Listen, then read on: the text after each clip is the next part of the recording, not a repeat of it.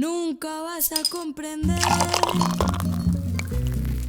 que yo te quise.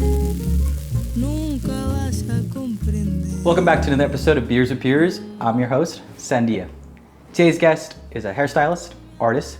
You can get your hair done by him at the one and only Greater Good. Please welcome to the show, Nevin. Hey guys, what's up? Thanks for having me on. Thanks for being on the show. So before we get started on the beer, we're doing a new thing today. We're trying to implement a roll system in the show. So how it's gonna go is we're gonna flip this coin. We'll call it. Whoever it lands on will make a roll. Basically, if you break the rule, you will pour a little bit of this side beer, Modelo, into the boot as much as you want or as little as you want. And at the end of the show, whoever loses the game we play will drink the boot. Cool, sounds good, let's do it. All right, you call. Ooh, tails. Heads. Okay, what's our rule? I didn't think of this. All right. Every time you drink, you need to tap your beer on the table and then drink. Got it. So we can get right into it. Salud. Cheers.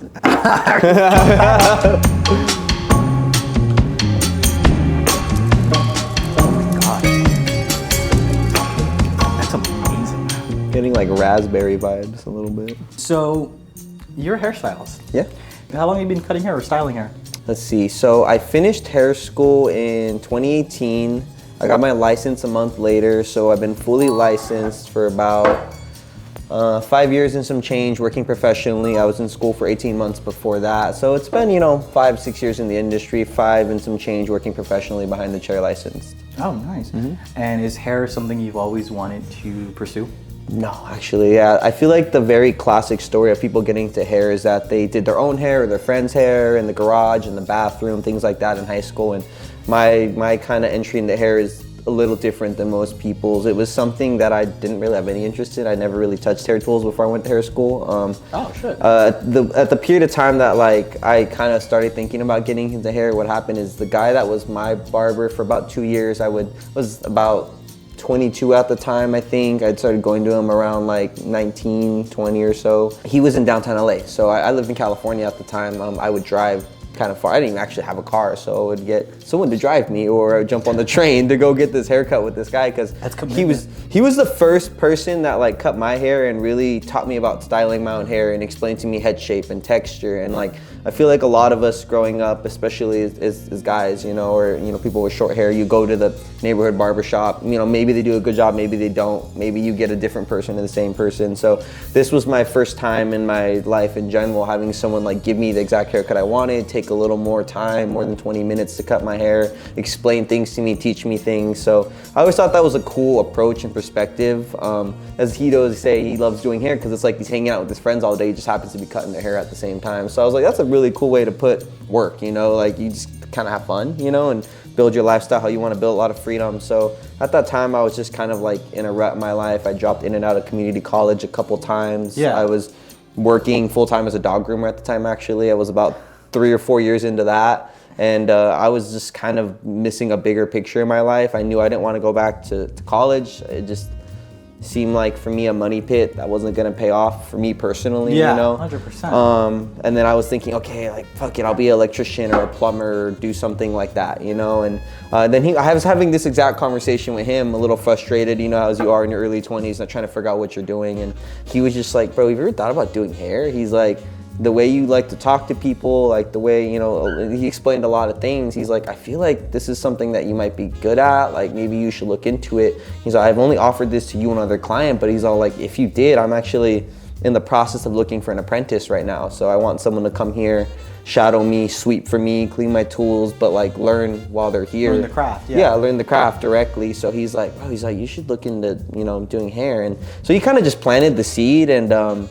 And I think I did a tour about a week and a half later of school, and I was signed up within 2 or 3 weeks after that. Because I was like, I'd be dumb not to try it. I'm a firm believer, if you don't know what you're gonna like unless you try it. I've never done it, I wasn't interested. I figured I had some dexterity with cutting tools already from dog grooming, so I was like, maybe some of that'll transfer over. So I signed up, he hired me on as an apprentice, and everything kind of just dominoed in the next few years from there. So I kind of just had an opportunity and a cool artsy place where he did like kind of higher scale clients. So I kind of had a little like, you know, jump off point. So I was like, let me try this, see what's up.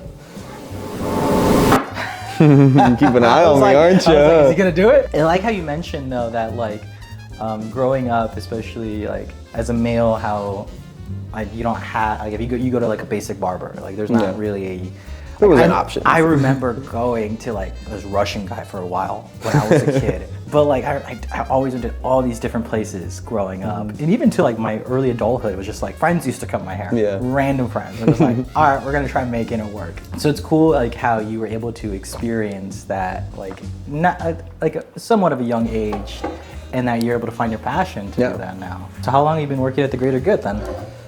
I would say it would have been I started in November. It's gonna be 2 years in the November coming up.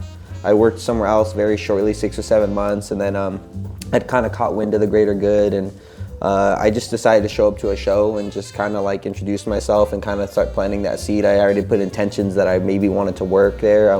I was in a corporate system as a shop. It was cool, a little more artsy, a little, you know, different, but it was still corporate, and those kinds of environments, like it doesn't fit the hair model fully all the way because hair stylists are expressive and independent. Yeah, because you're an artist. Yeah, that's what it is. It's a form of art. Yeah. And if you're not in a corporate system, it was smothering me a little. So I was like, you're constrained, you know, by whatever rules or systems they have in place. Yeah. What's your favorite hairstyle currently? Ooh, mullets. Mullets. Mullets are probably like the most fun to cut, I would say. Like, because no one mullet is the same. Like, you can get different textures, different head shapes. You get, some people want I call it a bullet. It's a bowl cut and a mullet combined. You can get a tapered mullet. You can get a shag mullet, a wolf cut. There's like a million options. They're very customizable. I've kind of broken it down to like categories, like what do you want to do here? What do you want to do? What do you want to do here? You know? So you can kind of mix and match and kind of like create a mullet for somebody. And like, there's days I probably do like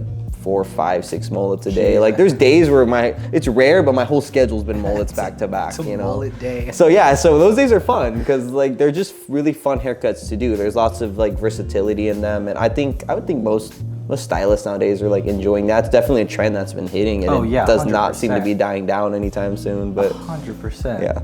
So your favorite hairstyle right now is the mullet. What about dyeing hair? Because obviously you dye a lot of hair. What's the favorite, like, I guess, way to dye hair that you prefer? Creative color is probably the most fun thing to do in a lot of ways. It's a lot of work, but like I feel like the end results are the most fun. Those are the ones where you really want to like, you're excited to post those a little more. So definitely creative color, you know, involves bleaching and involves, you know, picking a palette that works for somebody, going off of what they want, but mixing in your own input and creative freedom with it. So I tell people like doing someone's hair, especially with color, is very much a collaboration. So a lot of the times, like something that a process that, you know, my clients enjoy is when they're bleached out, they're ready, they're dry, we're gonna start swatching color, you know. I've had clients that are, especially the ones that are artists or have art backgrounds, they understand color theory. So it's fun to like, they'll go to the color bar with me sometimes, we'll mix stuff, now let's add a little bit of that, you know. Like that's really cool. Yeah, that's only, you know, happened a few times here and there, but I encourage it when it does. Like it's a fun part of the process for them to like enjoy, you know, having a say in what's happening with their hair and understanding. It's like painting your house. You gotta you pick whatever like palette you like, and your highlight. You get a test of it. You see how it looks. Exactly. The only difference is it's on your body. Exactly. I was like, he's gonna do it. He's gonna do it. Alrighty. Well, we finished our beers. That was really good. What is the beer? Heat Wave. Ironically, it was Heat Wave, and we were just dying in the heat. Prairie Artisan. It's sour with mango, pineapple, and habanero. So it was spicy. Oh, I love the art. I'm a huge person. Beer and wine, I pick solely on label art. I'm not gonna lie. Honestly, our thing is if the can looks good, it has to be good. That's how I feel about Sometimes it. You know, it has failed us. And like sometimes you get like, this can looks amazing, but this tastes like trash. Yeah. But then you get, man, this can's beautiful. I don't even want to open it. What would you rate the beer? Solid 9. I'm gonna say 8.5, 9. It was a really good beer. I enjoyed it. Alrighty, we are on beer número 2. This one's dark as fuck. Yeah. Like I don't know how I feel about this. There's like weird little floaties on top. Fuck it. Cheers. Salud.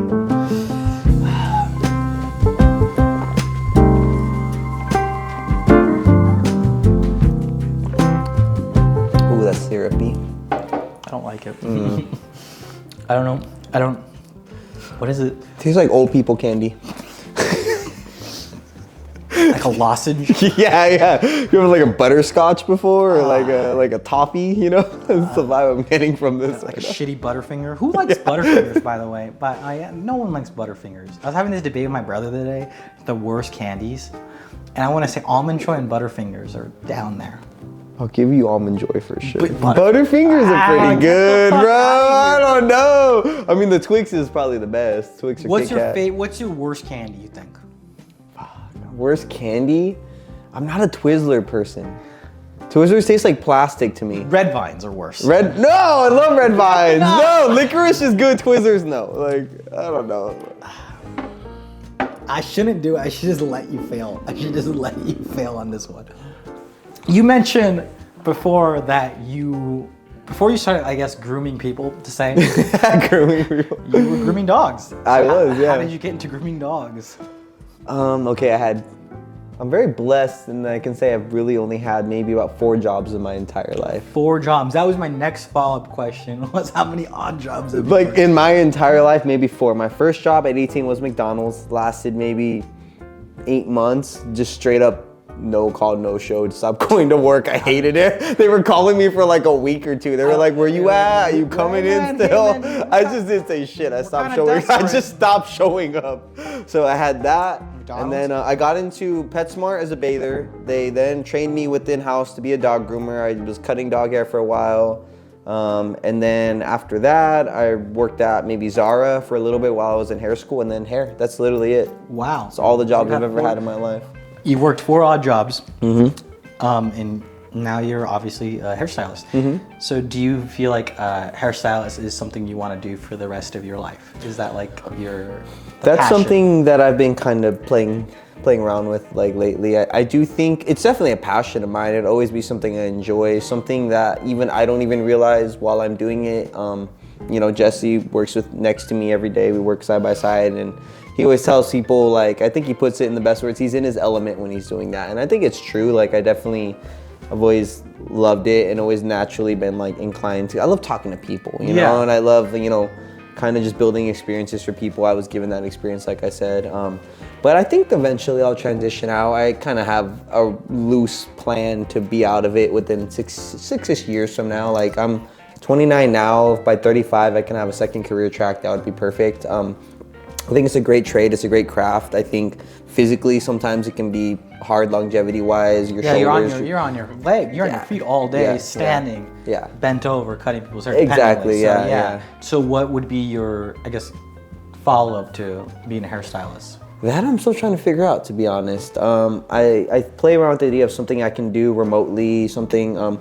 My whole life, I love being in like a city, a metropolitan area, but I don't know, I love being outdoors. I like the quiet, I like my peace. So me personally, like, I wouldn't mind if I lived in like Colorado or Montana in the middle of nowhere eventually, and like a ranch and goats and chickens and animals. Like, that sounds awesome, you know? And I think the society we live in now has kind of made that kind of hard to do, unfortunately. You kind of need money to do that, which is weird, you know? Like, you have to, it's like those people that are homeless by choice in San Francisco. Like they're hiking around, they're backpacking, but they have a $400 Asoterix backpack. You're like, yeah. So you know they're living a gypsy lifestyle, but it's something that society's actually kind of made hard to do. You know, you don't have the financial funds to back it up, especially if you don't grow up with a family that is comes from wealth. Yeah, you're very like, I need to work. Yeah. You have no choice. There's no way around. Yeah. So whatever career That's how we're programmed, you know? Yeah, exactly. Like, I grew up like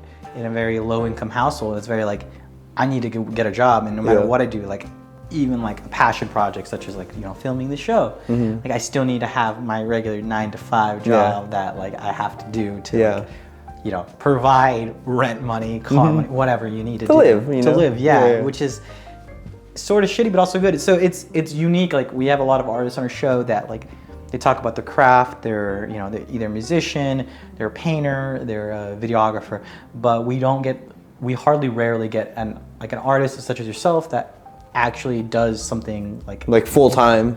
Your craft full time. Yeah.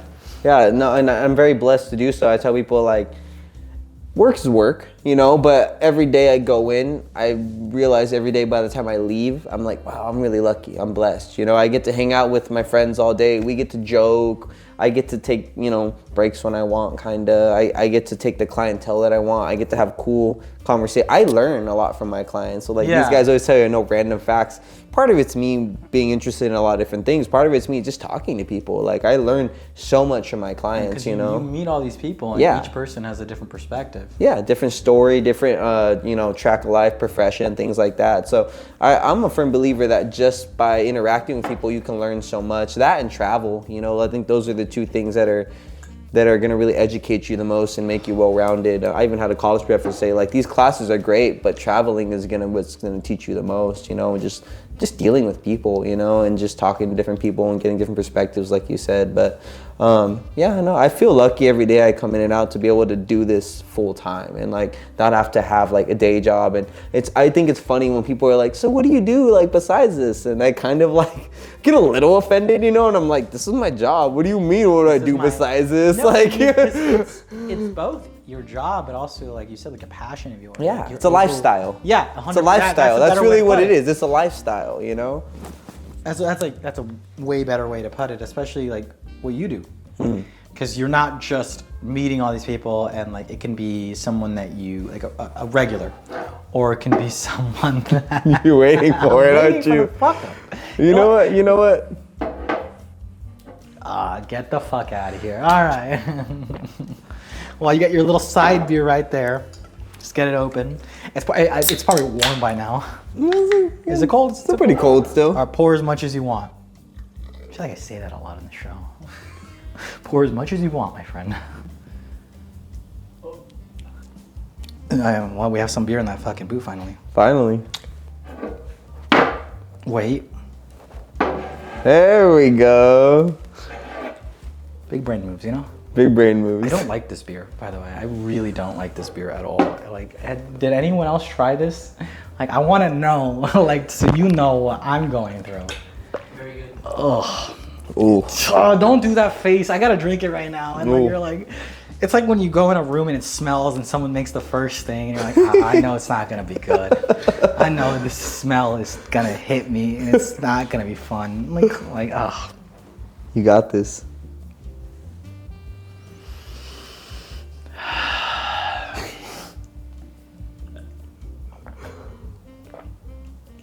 There's chunks at the bottom.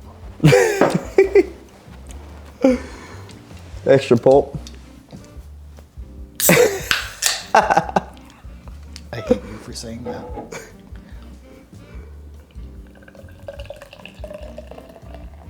I love that it's a cowboy boot. It's very fitting. Matches the aesthetic. There you go. It is a nice little boot. Yeah. I like how it has a handle. It is nice. 100%. There's a guy out there that just drinks this like casually. He's like, this is my. He's just sipping on that. This is my beer cup. And like he just pours it in there. 100%. There's no way that doesn't happen. So, you mentioned. Actually, a couple of people mentioned this. You are good at trivia. Like you were good at random factoids. Maybe I watch a lot of documentaries. I read a lot of things. I don't know, man. I've heard a lot of like. This has been played up maybe a bit, but this has been hyped up. I know. So you think you can give me 3 random facts? Anything. You give me 3 random facts on the top of your head. Okay, I got you. Go for it. The heaviest snake in the world is the green boa. Lives in South America. The longest snake in the world is a reticulated python, which lives in Asia. What's the 3rd random fact? That's why I didn't want to be the fact guy. That's why I want to be the fat guy. Hey man, you know what? You were hyped up to be the fat guy. 3rd fact, probably the worst beer I've ever had. Just saying.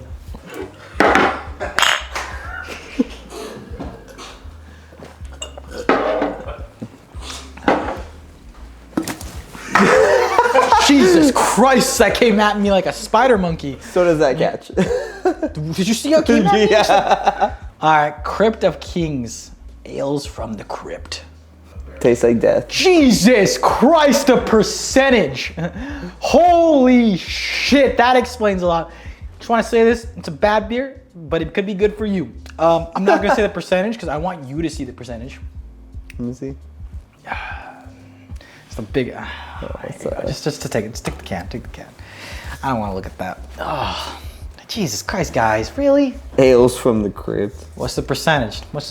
Read it out loud. 14.4%. Jesus Christ, 14.4. I can't even talk. 14.4%.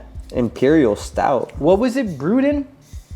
So they said it was brewed in like a barrel for like how many years? 2 years. Aged in a blend of Redwood Empire bourbon and rye whiskey barrels for 12 months with coffee, Dutch cocoa, well, that explains the and Hershey vanilla syrup. cream. That explains the Hershey syrup. What do you rate the beer? You don't like it. What would you rate this on a scale of 1 to 10? A 4. A 4? I'm gonna give it a 2. Not for me. It could be for you. Definitely just. Not a dark beer guy. It's very. I think it's more than a coffee because there's like coffee stouts that are more on the coffee flavor. It's less coffee flavor. It's more like a. I don't know. Like it's syrup. Yeah, very like harsh, syrupy. It's there's definitely a lot of like there is a whiskey bourbon undertone. I taste more like a coffee than the vanilla, and then like the very like thickness of it. It's thick. So we are on our wheel of torture or wheel of fun, whatever you want to call it. So we spin the wheel. Whatever it lands on will be the activity we will do. Let's do it. I will give you the honor since you are the guest of the show. Spin it hard. Anytime this spins, I get anxiety, by the way. What is it? Beer or cart? All right, well, we're doing beer or cart. Let's do it. What are we doing? We're gonna find out.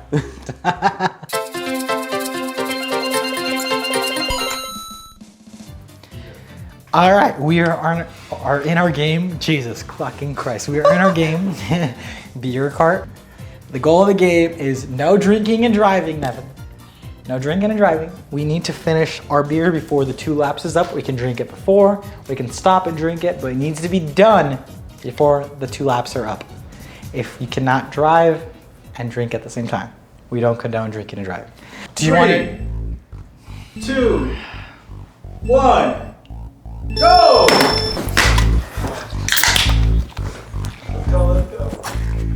Let's go, Nevin! Pete, Brad! Oh, let's go. Oh, he's up.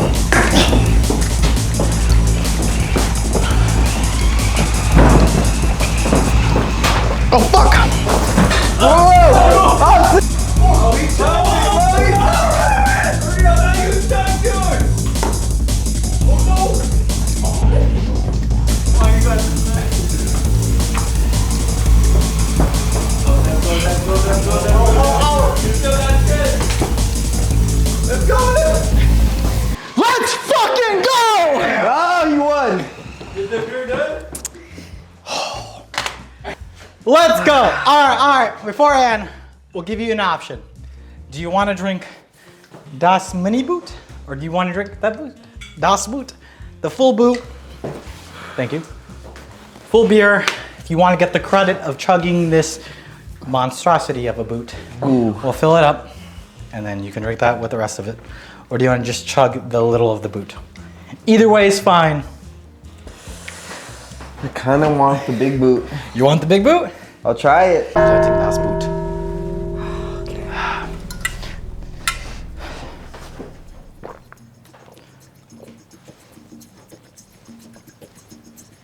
And the chug happens. Chug. Go. Oh shit. Oh shit. That's P-Rad. Let's fucking go! Oh, come on. Come on! There, though. Let's go, David. Let's go, David.